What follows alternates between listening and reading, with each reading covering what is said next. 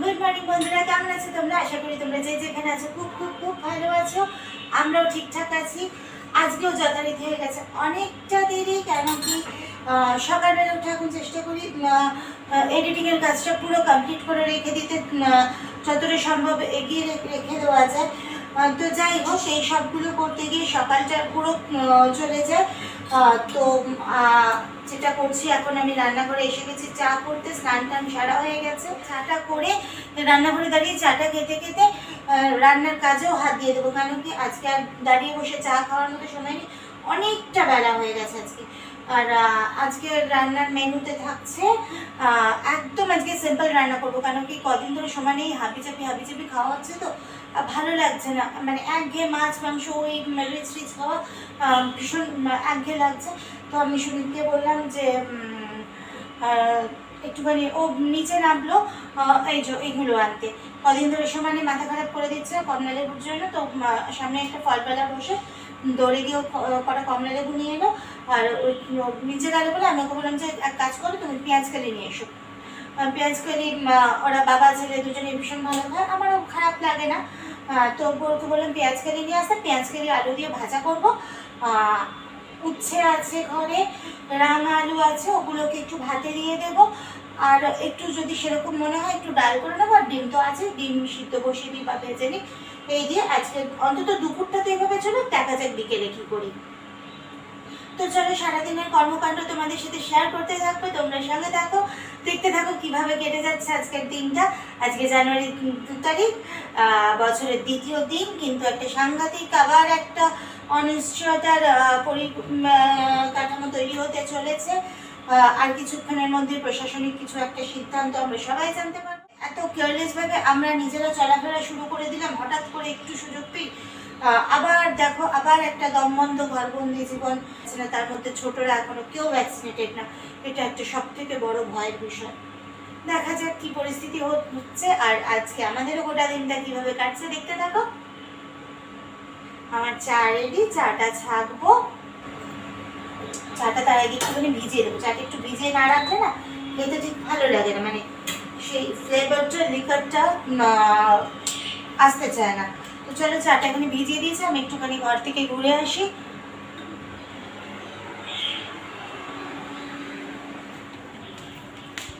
দেখি ওদিকের কাজটা কত দূরে এগোলো। সুনীত ওদিকে রেডি করছিল। হয়ে গেছে। এখন থেকে চেষ্টা করবো একটা নির্দিষ্ট সময় তোমাদের প্রতিদিন ওই ব্লগগুলোকে পাবলিশ করতে তোমাদের জন্য। যারা আমাদের রেগুলার আমাদের সঙ্গে থাকো তাদেরও জানা থাকে কখন আমাদের ব্লগটা পাবলিশ হবে। অনেকেই ফোন করে খোঁজ নেয়, হোয়াটসঅ্যাপ করে যে কখন ব্লগ আসবে, কখন ব্লগ আসবে। তো তার জন্য আমরা ঠিক করেছি এখন থেকে চেষ্টা করবো একটা নির্দিষ্ট সময় ব্লগটাকে যাতে আমরা পাবলিশ করি। খুব শিগগিরই জানিয়ে দেবো আমরা যে আমরা এবার থেকে পার্টিকুলার কোন সময় দিনে আমাদের ব্লগটাকে পাবলিশ করবো।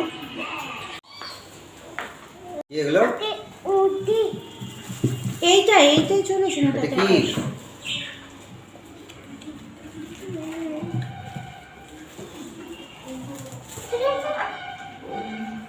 ঠিক আছে,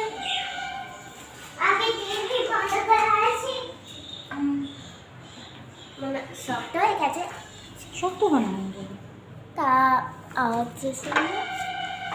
কিসের আওয়াজ শুনবে?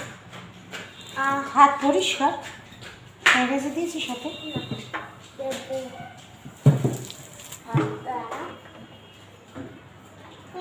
চুটি পরেই থাকে, চুটি পরেই থাকি, চুটি পরেই থাকি।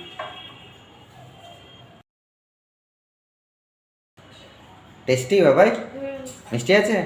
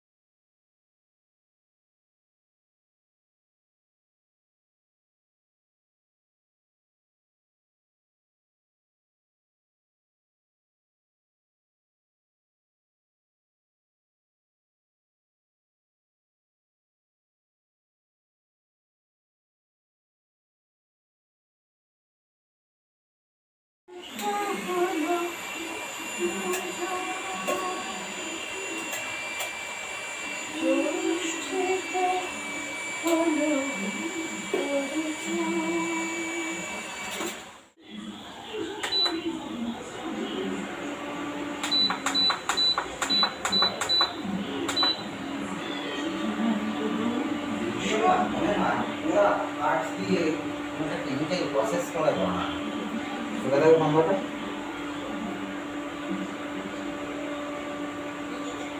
তার কিন্তু এইটা যেটা দিয়ে রংটার মধ্যে মানে পলিশটার মধ্যে ওই কালারটা দেয় না, ওই কালার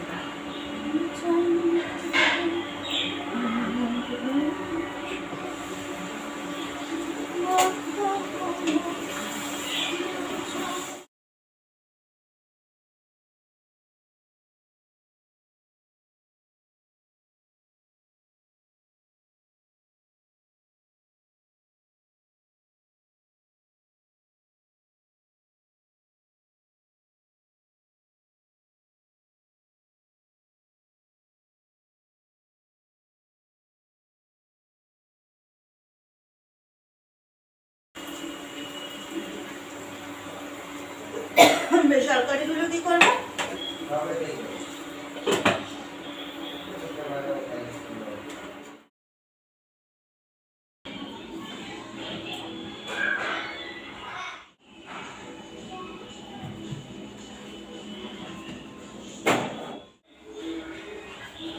বলছি চা খাবে নাকি? হ্যাঁ হ্যাঁ হয়ে গেছে, চা ছাড়ছি কিন্তু।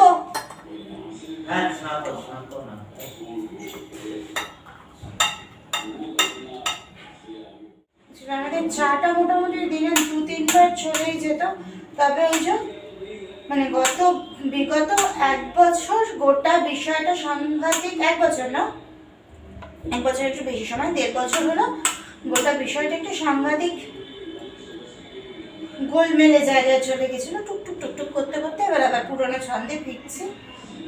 তারপর যে কোনো কিছু স্বাভাবিক জীবন যদি ঘেটে যায় একবার, সেটা তো আবার পুরোনো জায়গায় ফিরতে একটু তো সময় লাগে, সেরকমটাই আর কি। টেবিলে দেবো না, এখানে কার্পেন্টার কাজ করছে এখন। কাজ তো করছে না, কাজ করছে সময় নয়, ড্রিল মেশিনের পিনগুলোকে ভাঙছে বসে বসে। তিনখানা পিন, দুটো তাক লাগাতে 3টে পিন ভেঙে ফেলেছে। পিনগুলো নষ্ট হয়ে গেছে ওটা করতে করতে। আরে হ্যাঁ, দেওয়ালে জন্য চট করে করতে চায় না, মিস্ত্রি ডাকে না। মিস্ত্রি খালি খালি দেওয়ালে কাঠে কত করতে বলবে, যত করতে করবে করে দেবে। কাঠে তো পিনটা যত সমস্যা হয় না। তলপেটটা ঝুলে ধরে গানা তো গ্যাসের ট্যাবলেট, গ্যাসের ক্যাপসুলটা খেয়ে না। ও ভাতটা মেখে ছোট খেলা দুটোকেই ভাত মেখে স্পুন দিয়ে দিয়ে দেবে, একা খা। খালি বদমাইশি, বাড়িতে বসা মানে খাবার না খেয়ে ফোন খাওয়া। কি খাচ্ছে, কেন খাচ্ছে, কোনো কিছুই জানছে না। সারাক্ষণ হয় টিভি আর ফোন, পাগল হয়ে যাচ্ছে। ছোট খাবেও না, খেলে তো তুমি তো দিলে না, কোনো দিল নিজেই কিনলাম আর কি করবো। কি কিনবে? বুঝলো তো? কিটা?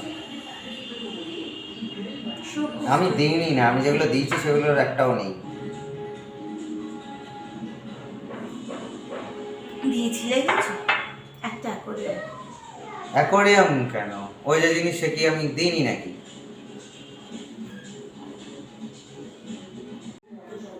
একটা সংসারকে সাজাতে হয়েছে 4 বার, সমস্ত কিছু দিয়ে, এই যে এভরিথিং। জীবনের একটাই অপরাধ, ওয়াশিং মেশিন বিয়ে কেন টা- করেছো?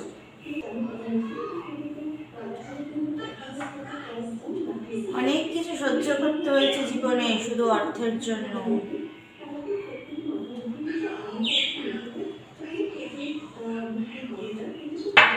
আমরা ইলেকট্রিক চুরি করে বাচ্চাদের খাওয়াতাম, এই কথা সহ্য করতে হয়েছে। কেবিলের তার চুরি করে বিক্রি করে দিয়ে সেই টাকায় বাচ্চাদের খাইয়েছি।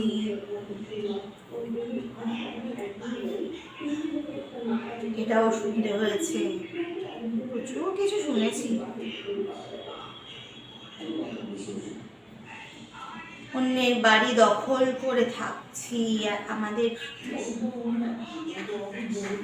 থাকার জায়গা তৈরি করার ক্ষমতা নেই, কিন্তু জিনিস কেনার শখ প্রচুর। আর সেই জিনিস নাকি দম বন্ধ করে দিচ্ছিল। তো জিনিস নিঃশ্বাস নেওয়া যায় না বাড়ির মধ্যে। হ্যাঁ, এটা ঠিক। আমি একটু শৌখিন বরাবর, শৌখিন বরাবর বলতে আমি একটু ঘরটা সাজিয়ে পরিপাটি করে রাখতে, সুন্দর সুন্দর জিনিস কিনে ঘর সাজাতে একটু পছন্দ করি। এটা একদম সত্যি কথা। এমনটা না, কিন্তু সেদিকটা বজায় রাখার জন্য অন্য দিকের কোনো স্যাক্রিফাইস নেই আমার।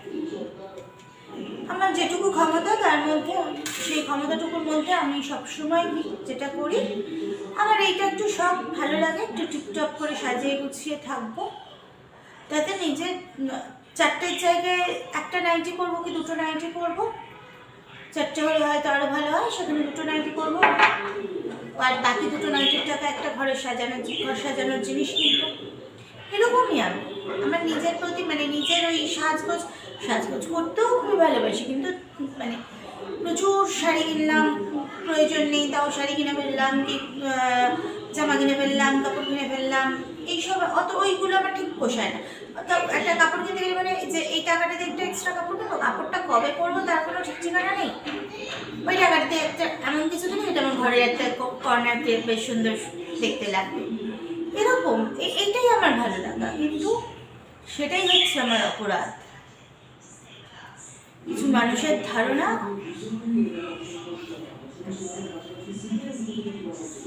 যাই হোক, সব কথা বলতে গেলে অনেক কিছু বলতে, ওটা কি গো উপরে ওই তো লাইটটা?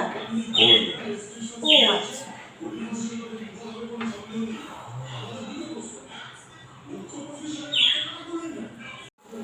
চলো চা খাওয়া কমপ্লিট, পাউলগুলোকে খেতে দিয়ে দিই, খেয়ে নিই।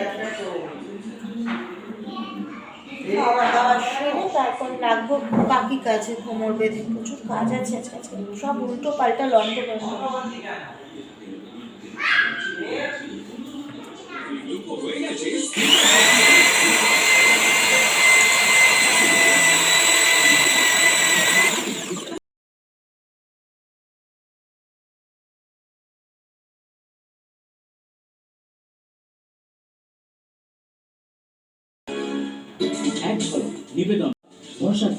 আমাদের মনে আছে আমার এই নতুন খাটটা আনার পর কয়েকটা চাদর কিনেছিলাম খাটটা পাতার জন্য, তো তার মধ্যে এই আর একটা চাদর, একটা তো তোমরা দেখেইছো, এই খাটে পেতেছিলাম একটা লাল আর কমলা কম্বিনেশনে একটা বাটিকের চাদর, মোমবাটিকের।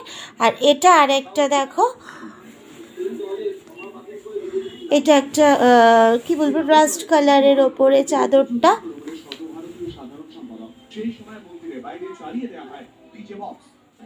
এই যে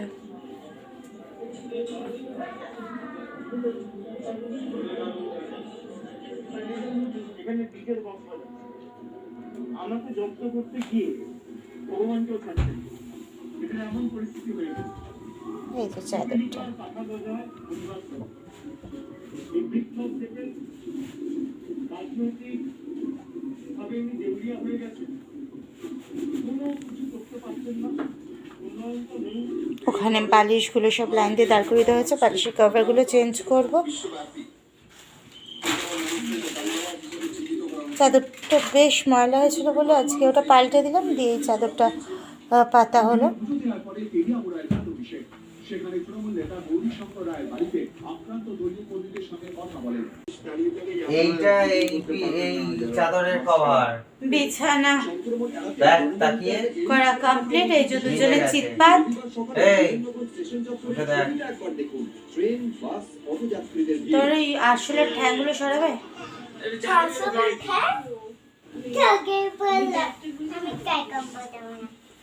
এই দেখো বিছানা কমপ্লিট, নতুন চাদর পাতা হয়ে গেছে। আর দুজন ওখানে চিৎপাত, আর আরেকজন নাকি গায়ে কম্বল দেবই না, কম্বল গায়ে দেবেই না। ভীষণ গরম।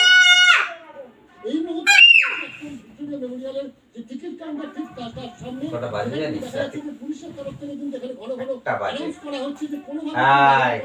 চলো চক বন্ধ করো মানে ভীষণ গরম লেগেছে, তাই ও গায়ে কম্বল দেবেই না। দুই পাগলা তো ঘুমিয়ে পড়েছে, তোমাদের দেখালাম। আমরা এখন বসেছি ডিনার করতে। আর একটা জিনিস তোমাদের দেখাই, দেখো আজকে এটাকে সেট করা হলো, র্যাকটাকে। অ্যাকচুয়ালি এটা একটা বড় র্যাক, হাফটা এখানে সেট করলাম কারণ এখানে পুরোটা আটতো না, মানে আটতো না না একদম টাই হয়ে যেত আর কি। তো দেখতে ভালো লাগতো না শোকেসটার গায়ে ওইভাবে ওটা লাগিয়ে। তো হাফটা এখানে সেট করেছি, আর হাফটা ঘরের ড্রেসিং টেবিলের পাশটাতে ওয়ালে সেট করেছি।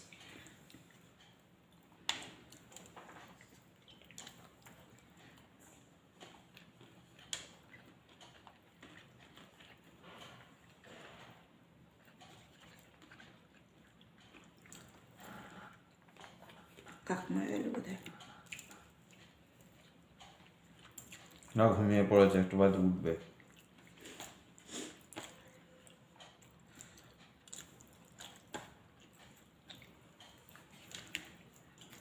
যাই হোক, এখন চলছে আমাদের ডিনার পর্ব। আজকে তো বিশেষ কিছু রান্নাবান্না হয়নি, বললামই। আলু পেঁয়াজ কলি ভাজা, আর ওই কুড়িয়ে বাড়িয়ে একটু চিকেন ছিল সেটা, ডিম ছিল একটা সেটা, আরাম করে আর কি কুচুর মুচুর করে। আর ওই পেঁয়াজ কলি ভাজা আর উচ্ছে ভাতে দিয়েছিলাম, সেটা একটা রয়ে গেছিলো, ওটা আমি শুনতে এখন খেয়ে নিলাম।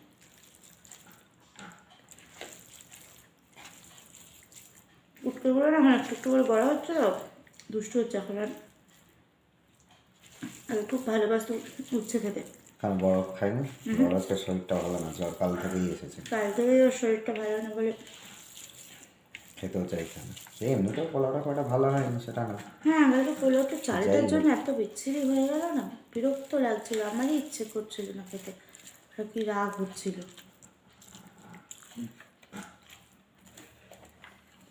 ওই জন্য গোবিন্দভোগ চালটা না সেখান থেকে নিতে নেই।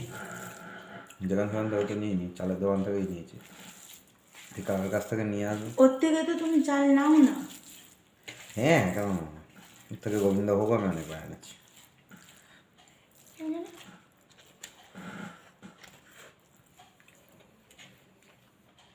খানাটা বারবারি পোলাওয়ের মতো হয়েছিল। বলতে হবে চালটা খুব খারাপ দিয়েছো। কার কাছ থেকে কালকে একটু চাল নিয়ে এসে রেখেছি। এই নিচে